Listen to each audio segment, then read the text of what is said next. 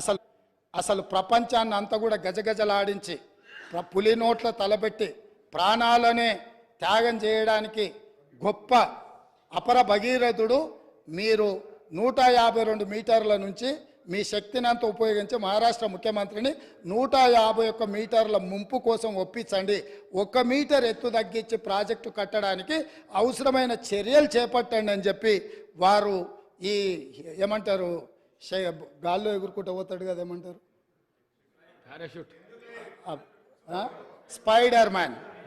Spider మ్యాన్ని మీరు ఒకసారి అడగండి అని చెప్పి వారు సూచన చేసిండ్రు అధ్యక్ష. అదేవిధంగా మిత్రులు అసలు చంద్రశేఖరరావు గారు అంటే ఏమనుకుంటురే, నీళ్ళకే నడక నేర్పిండు, అలా అసలు హంసకి కాదు అదేంది నెమలికి డ్యాన్స్ నేర్పిండు, అసలు అపర భగీరథుడు అని వాళ్ళు చెప్తున్నారు అధ్యక్ష. ఇది 23 సెప్టెంబర్ 2015 అధ్యక్ష. తమరు చూడాలి అధ్యక్ష, తమరు చూడాలి, సభ్యులు చూడాలి. సాక్షి పత్రిక సెప్టెంబర్ 23, 2015 నాడు, ఇవాళ ఏ తారీఖులు ఉన్నాం అధ్యక్ష? ఫిబ్రవరి 17, 2024 ఉన్నాం అధ్యక్ష. 9 ఏళ్ల కింద, దాదాపుగా 9 ఏళ్ల కింద అధ్యక్ష, మేడిగడ్డ మేడి పండేనా మిత్రులందరూ చూడాలి. ఆ రోజు సాక్షి పేపర్లో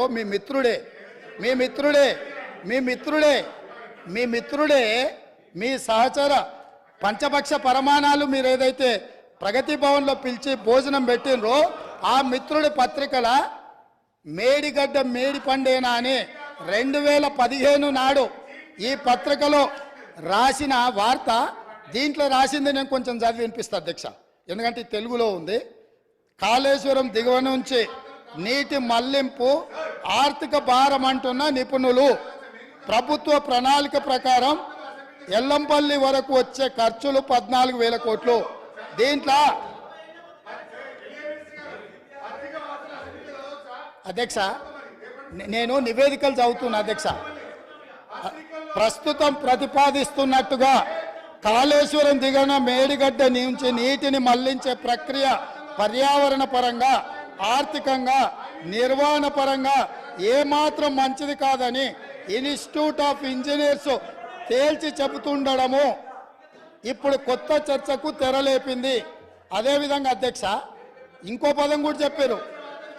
ప్రభుత్వ దూరదృష్టి, అవగాహన లోపాల కారణంగా ఈ ప్రాజెక్టు అబాసుపాలు కాకుండా ఉండాలంటే ప్రత్యామ్నాయ మార్గాలపై అధ్యయనం చేయాలన్న వాదన వినిపిస్తుంది. ఇది ఈరోజు ఉత్తమ్ కుమార్ రెడ్డి గారు చేసిన ఆరోపణ కాదు అధ్యక్ష. ఈరోజు మునిగిపోయిన మేడిగడ్డ, పగిలిపోయిన అన్నారము, కుప్పగూలిన సుందిళ్లను చూసి మాట్లాడి రాసింది కాదు అధ్యక్ష. ఆ రోజు సాంకేతిక నిపుణులు ఇచ్చిన నివేదిక ఆధారంగా ఆ రోజు మీడియా మిత్రులు తెలంగాణ మేలు కోరి ఈ వాస్తవాలన్నిటిని ఆ రోజే చెప్పిండ్రు అధ్యక్ష.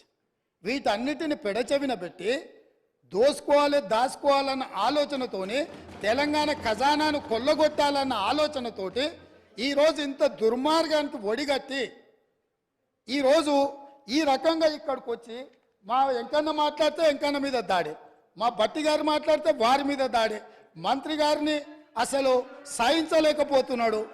ఎందుకు అధ్యక్ష? నేను ఒకటే అడుగుతున్నా అధ్యక్ష, ఈ కాళేశ్వరం ప్రాజెక్ట్ అనేది తెలంగాణకు వరప్రదాయిని కాదు అధ్యక్ష, వీళ్ళ పుణ్యమా అని కాళేశ్వరం ప్రాజెక్టు తెలంగాణ సమాజానికి ఒక కలంకంగా మారింది అధ్యక్ష. ఇవాళ ఈ కలంకాన్ని నిలువెత్తు ఆధారాలు అక్కడ ఉంటే పక్కున పగిలిపోయి, రెండుగా చీలిపోయి, నేలకు కుంగిపోయి, నిటారుగాడపోయి నిలబడితే సిగ్గుతో తెలంగాణ సమాజం తల వంచుకొని పరిస్థితులు కల్పించిన వాళ్ళు ఇంకా నిస్సిగ్గుగా సభలో నిలబడి మమ్మల్ని ప్రశ్నిస్తారా అధ్యక్ష? ఆనాడు జరిగిన తప్పిదాలను సరిదిద్దడానికి ఉమ్మడి రాష్ట్రంలో సమైక్య పాలనలో తీసుకుంటున్న నిర్ణయాలు తెలంగాణ సమాజానికి మేలు చేకూర్చడం లేదు అనే ఎన్నో ఒడిదుడుకులను ఎదుర్కొని 4 కోట్ల తెలంగాణ ప్రజలకు 60 సంవత్సరాల ఆకాంక్షను అమలు చేయడానికి శ్రీమతి సోనియా గాంధీ గారు తెలంగాణ రాష్ట్రం ఇచ్చిండ్రు అధ్యక్ష.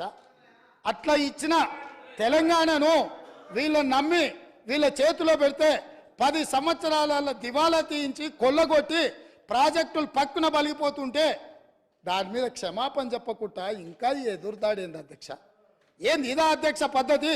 ఈ నివేదికను కాదంటాడా?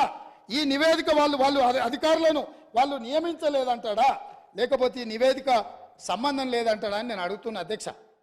ఇవాళ మాజీ మంత్రి హరీష్ రావు గారిని నేను నిలదీస్తున్నా. మీరు బాధ్యులు, మీరు ఈ దుర్మార్గాలకు పాల్పడ్డది మీరు. మిమ్మల్ని ఎందుకు 2014 నుంచి 18 వరకు మిమ్మల్ని చంద్రశేఖరరావు గారు మంత్రిగా కొనసాగించి 18లో ఎందుకు మిమ్మల్ని మంత్రిగా బర్తరఫ్ చేసిండని నేను అడుగుతున్నా. మీరు ఈ దోపిడీలో ఆ తర్వాత వచ్చిన చంద్రశేఖరరావు ఈ శాఖకు మంత్రి, ఈ పాపాలకంతా వాళ్ళిద్దరు కారణం కాదా అధ్యక్ష? వీళ్ళిద్దరు కలిసి ఈ రకంగా తెలంగాణను మొత్తం చెదలు పట్టించారు అధ్యక్ష. తెలంగాణను మొత్తం దోపిడి. ఇట్లాంటి పరిస్థితుల్లో ఇంకా కూడా ఈ రకమైన మొండి వాదనలు, తొండి వాదనలు వద్దు హరీష్ రావు గారు. జరిగిన తప్పులు సరే, విజిలెన్స్ అండ్ ఎన్ఫోర్స్మెంట్ నివేదికిస్తే వాళ్ళని తిడుతుంది, కాగ్ నివేదికిస్తే వాళ్ళను ఆరోపణ చేస్తుంది, వాస్తవాలను చెప్తే మా మీద దాడి చేస్తుంది. మరి మీరు నియమించుకున్న అధికారులు ఇచ్చిన నివేదికని ఇది కూడా తప్పుడు నివేదికనే అధ్యక్ష? ఇది కూడా తప్పుడు నివేదికనే అంటాడా? అంటే ఎటు పోతున్నాం అధ్యక్ష? మనము ఎక్కడికి వెళ్తున్నాము? ఏం చర్చ జరుగుతుంది అధ్యక్ష?